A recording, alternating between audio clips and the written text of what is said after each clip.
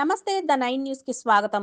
పార్వతీపురం మన్యం జిల్లా సాలూరు పట్టణంలో వందల ఏళ్ల చరిత్ర కలిగిన శ్రీ వేణుగోపాలస్వామి ఆలయానికి కార్తీక శుద్ధ ఏకాదశి సందర్భంగా తరలి వస్తున్న భక్తులు ఉదయం 3 గంటల నుంచి భక్తులు పెద్ద ఎత్తున వచ్చి స్వామివారిని దర్శించుకుంటున్నారని, సుమారు 10,000 మంది భక్తులు ఈ రోజు స్వామివారిని దర్శించుకుంటారని, భక్తుల సౌకర్యార్థం క్యూ లైన్లు, త్రాగునీరు ఏర్పాటు చేశామని ఈవో తెలిపారు.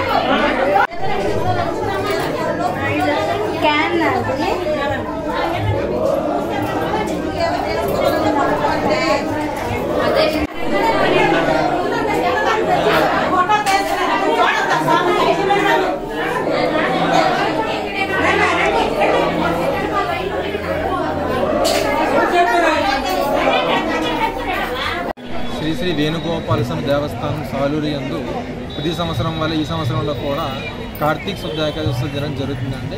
ఈ ఉత్సవాలకి సుమారు 10,000 మంది భక్తులు స్వామివారిని దర్శించుకోవడం కూడా జరుగుతుంది. భక్తుల సౌకర్యంతో క్యూ లైన్లు, టెంట్లు ఏర్పాటు చేయడం జరిగింది. అలాగే త్రాగునీరు కూడా ఏర్పాటు చేయడం జరిగింది.